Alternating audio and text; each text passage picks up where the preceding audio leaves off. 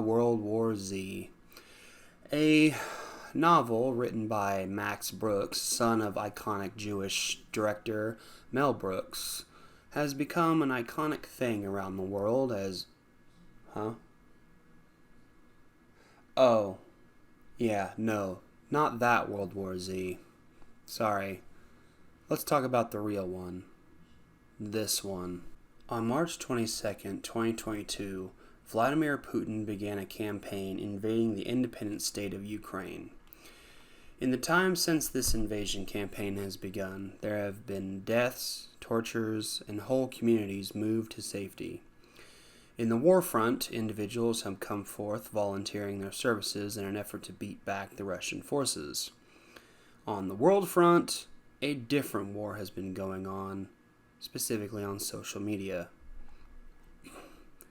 Before I continue this video, I want to make it perfectly clear I despise what Putin is doing to the Ukrainian people and to the countryside.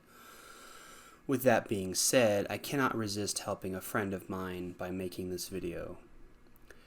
I make this video on behalf of a friend of mine living in Russia, a native-born Russian who has seen over the course of his life, specifically under a current fearless leader, what happens when you disagree with him. So given that I have the opportunity, while living in a country that allows free speech, to disagree with such ideas, thanks Elon, what I find fascinating about all of this is what has been currently propagated as the current narrative about Russia itself, along with the eyes looking in the wrong places. The current narrative that I have continuously, repeatedly seen in the United States and in Europe is that Russia is completely evil, and they're all the citizens evil with them, just like the government. I'm not talking about news article campaigns or talk show hosts making these opinions. No, I'm talking about big businesses choosing to treat the entire populace of Russia like monsters. Remember when PayPal decided to block their services from being used in Russia? Remember how CNN decided they were going to stop broadcasting in Russia? Or how about online services like Netflix and Hulu following suit? Those are the people I'm talking about. The people who have, since the invasion began, decided to treat an entire country of people as if they are the agitators, rather than seeing the nuance of victims under a tyrannical leader forcing them to agree. So on behalf of my friend Max, I ask a few questions.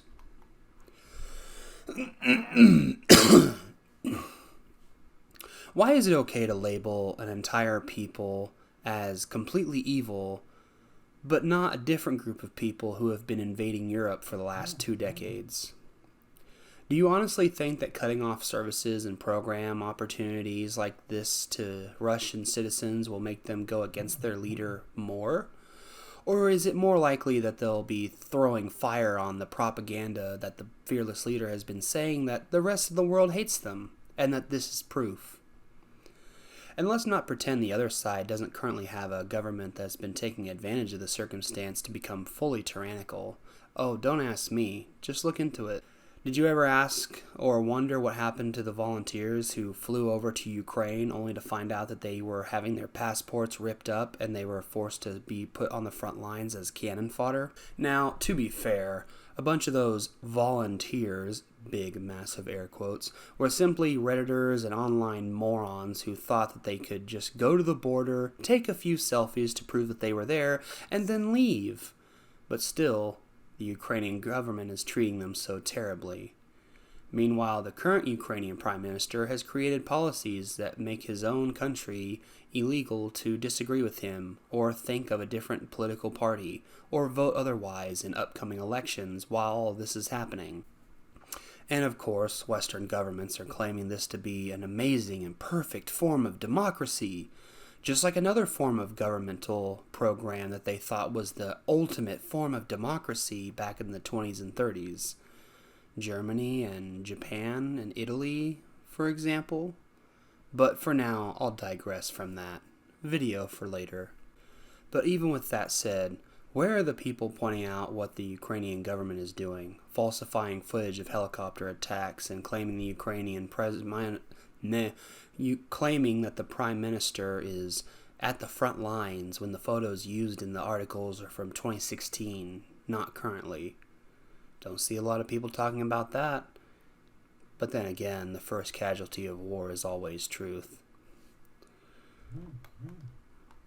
To give you some examples of what my friend Max has gone through, he has been continuously bombarded with endless barrages of propaganda claiming that the West believes that Russia is completely evil with no redeeming qualities whatsoever. Now, I know that to not be true. I also know there are those of us here in the West that see the greater nuance. I also know that there are those of us here in the West that see the greater nuance of what's going on, including my willingness to call out Ukraine's prime minister as a tyrant. But then again, tyrants going to war against each other is nothing new. I'm keeping this video a little bit brief for the sake of time, but I simply say this. I want to see the people actually voice out against the new Berlin Wall that we call the news propaganda. I want to see people actually show that they know the greater truth, that there are those of us who have dared to speak out against fearless leader. I want to see people actually show that they know the greater truth, that there are those who have spoken out against fearless leader only to be arrested and have their lives ruined because of it.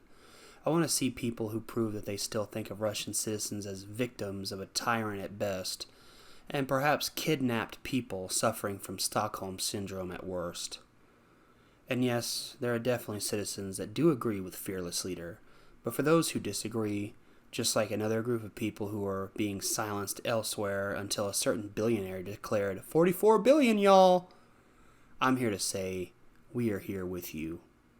And hopefully, all of this will end soon, because we need to remember that there's a certain other thing that started back in 2020, and we still need to sue China for it. And Max, my friend, never forget that you have friends here, online, and out here in the world willing to be there to hear you and to understand what's really going on. Don't be overwhelmed by the endless hate. There are those of us who share hope and love. God bless, my friend. And for all of you out there, God bless, good journey. Christ loves you, and take care.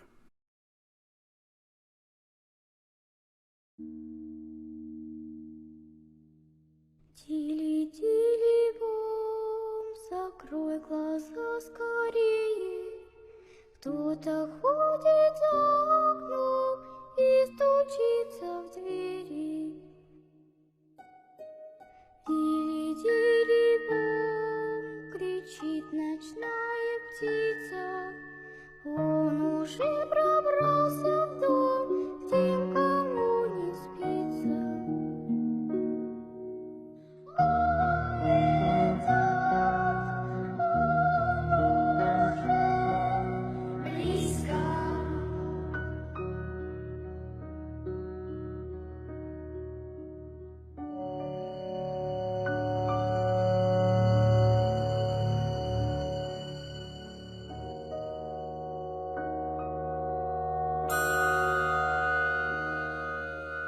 Дили-дили-бом, ты слышишь?